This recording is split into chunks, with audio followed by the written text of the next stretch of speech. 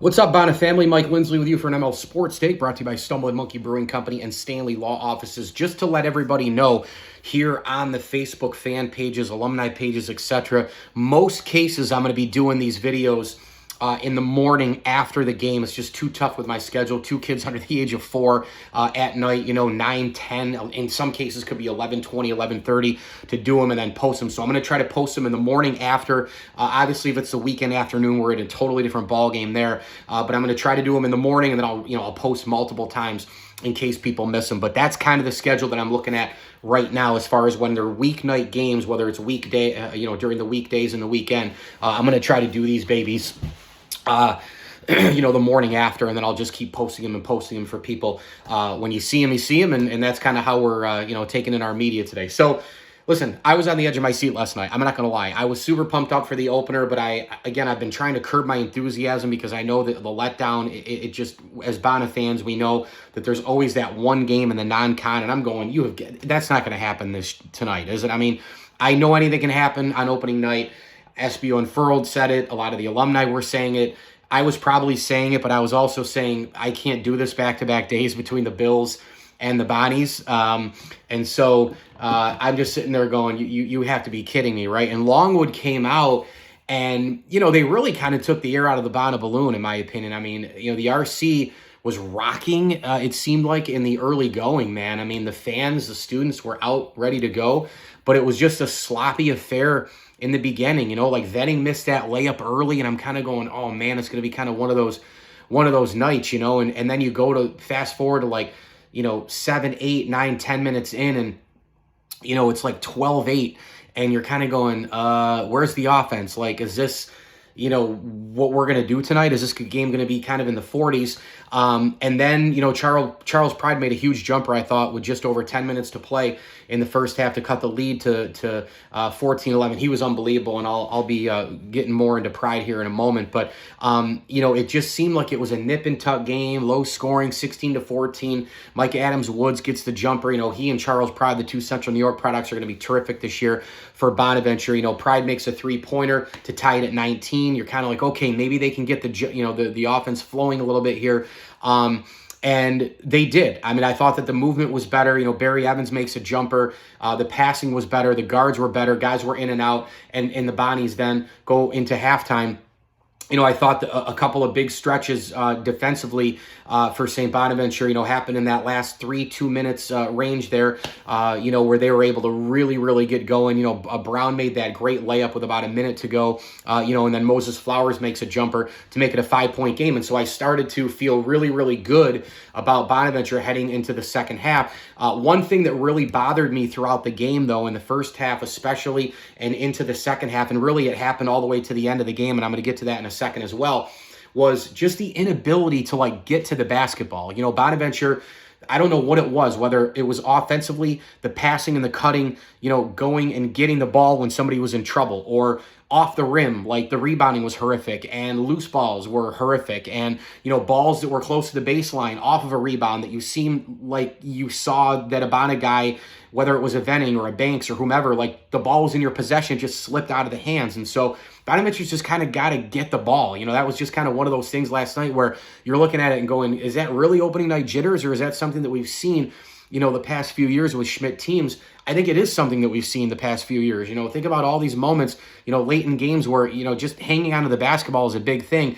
And I hope that disappears after the first game, but it worried me last night. I'm not going to lie. I mean, Bonaventure just could not corral the basketball. So the second half opens up, and Longwood is just this pesky, fundamental, do-everything-right team. They end up taking the lead 36-35. It's kind of a nip-and-tuck back sort of thing. I haven't figured out if I'm going to call him the former Jan or by his real name. I heard a couple of different pronunciations last night, so we got to kind of to master this. It is Asa Esemvis, right? Is that what we're doing right now? Esemvis? I got to ask SBO Unfurled officially, but he makes an unbelievable three-pointer. Great pass by Adams-Woods, just under 18 minutes. And the offense, again, you started to get the feeling that maybe it'd be more of an offensive game in the second half after it picked up at the end of the first half. Both teams started to really, really, really get it going. The former Jan makes another three. The offense starts to get going, and then it's the Charles Pride show, right? Charles Pride is bombing three-point shots from the Hickey. He's hitting three-pointers from from Allegheny. He's hitting three-point shots from the OP. He's hitting three-pointers from the Burton. He's hitting three-point shots from the Beef and Barrel. This dude was shooting them from all over the place in the RC from distance and just nailing him. I mean, my God, he looked like Steph Curry out there hitting three-pointers from beyond the three-point line. He hit a big one with 14:38 to give Bonaventure a 5-point lead. And then the former Jan hits one with 14 and change, and I'm going, okay, now Bona's up by 8. I'm starting to feel pretty good. And then they just stalled again. And you're like, what the heck? Christmas makes a jumper, right? He's a pretty good player. Venning makes a layup, though, and they're back up 6. You're kind of going, all right, here we go. Flowers makes a three-point shot. I love his game, by the way, at both ends of the floor. And again, nip and tuck, nip and tuck. It's 6, it's 8, it's 6. And then all of a sudden, again, 5-point game. But then, boom, Charles Pride makes a three-pointer back up to 8. That was kind of what you were looking at. And then Longwood just would not go away. They kept cutting the lead, to 4, to 3.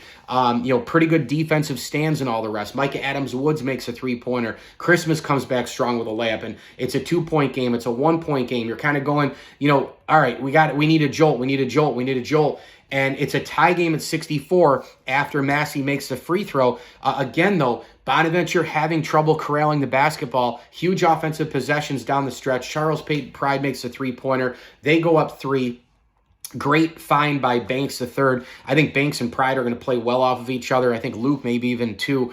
Got to give Luke time with these guys, though, however. But that was the big 3 of the game, in my opinion. When it was 64-64, Pride was unbelievable making that shot. Again, Longwood did not go away. Luke made a huge jump shot. And then as the game went on, it was kind of a typical A-10 feel. And I heard the broadcasters talking about how Longwood kind of plays like an A-10 team, and I could not agree more.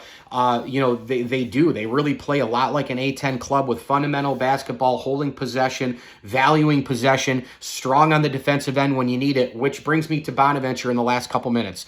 The 2 things that we've seen in the Mark Schmidt era are that, number 1, this team can make free throws down the stretch. What a huge advantage that is to have. Number 2, it's that they can lock the hell down when they need to. And Bonaventure did exactly that. Now, there were a couple possessions where Venning, again, rebound, ball goes out of his hands, goes out of bounds. Banks had one of those in his hands, goes out of bounds. Those are killer possessions. You're on the edge of your seat as, Cairo Luke makes the jump shot to make it 69-67. And guess what? That bucket was pretty much it, right? I mean, it was with 1:37 left to go. Longwood only got one more basket with basically at the end of the game, right, in the final second or two. So if you go back to that to that bucket by Cairo Luke, it was 69-67.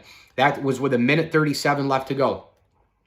Longwood didn't score again for 1:35-ish, 35-36. I mean, it says that Napper made the jumper with like no time remaining. But it was probably with like a second. But you get the point here. That's a minute and a half plus of complete lockdown defense, complete great boxing out and rebounding that Bonaventure is able to do. That you have to love. You have to love the ability to make free throws and lock it down when you need to in college basketball in the final 2 minutes. That's both of those things are enormous advantages for St. Bonaventure. And in this game, despite the fact that you had, losing the ball out of bounds a couple of times and all the rest, Charles Pride getting involved in rebounding. I think these guards are really good rebounders. Adams, Woods, Pride, really good rebounders. Venning had that huge block with about a minute and change to go. So the ability to lock down, defend, and rebound and hit free throws is a big-time thing. St. Bonnie escapes 73-69.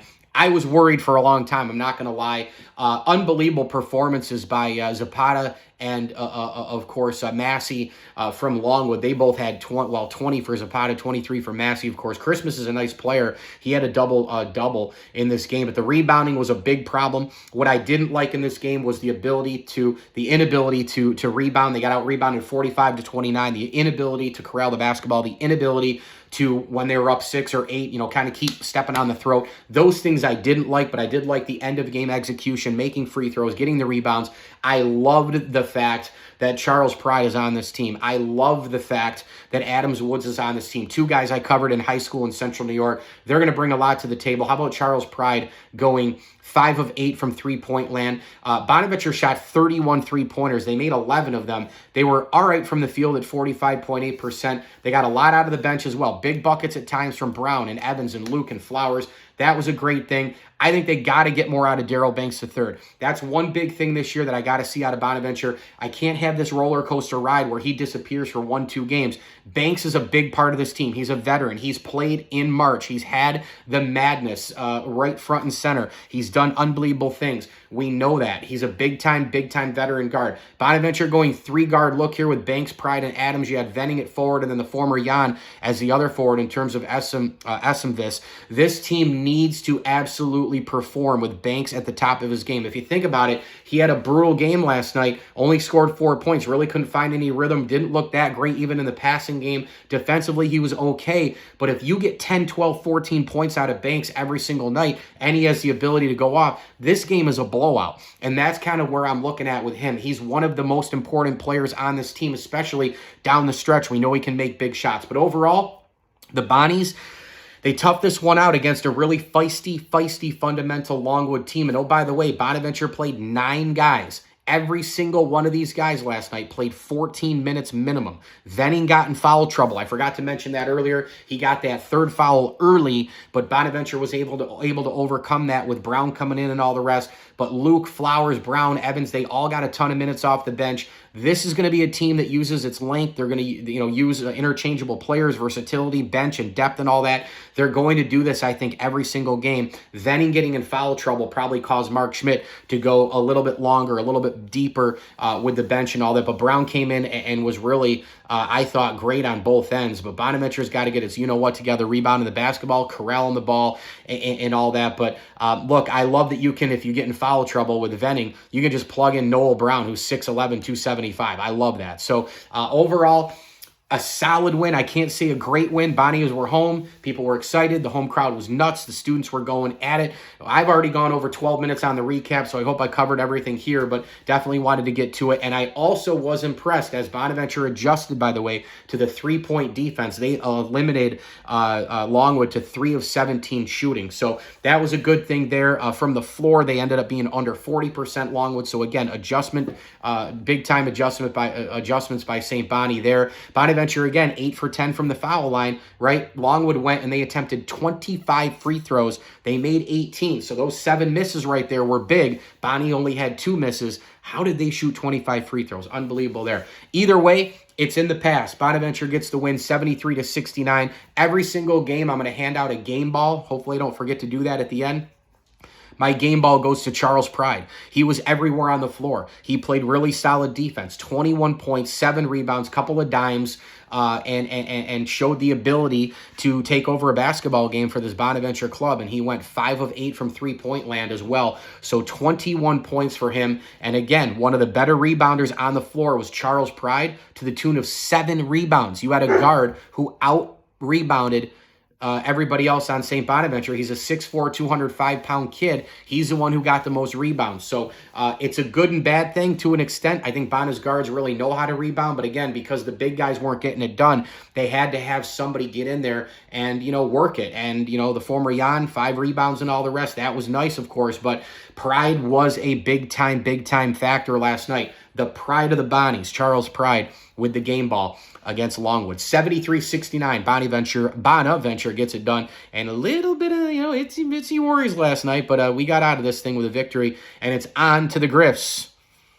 Hope the Bonnies play better. Hope they rebound in the next game. Thanks for watching here. It is an ML Sports Take on everywhere, really. I mean, the YouTube page, all the Bonaventure fan pages, and all the rest of the alumni pages. Thanks for watching. Mike Lindsley with you. It's all brought to you by Camillus Golf Club, Stumbling Monkey Brewing Company, and Stanley Law Offices. Make sure you subscribe to my YouTube page. Please like this video and subscribe to my YouTube page right here, and it's called ML Sports Platter. You can get me on Twitter, TikTok, Facebook. You know where to find me, and we'll get ready for the next one on Saturday. It is against Canisius at the RC, 4 o'clock, another ESPN Plus game. As I always tell you, enjoy the games.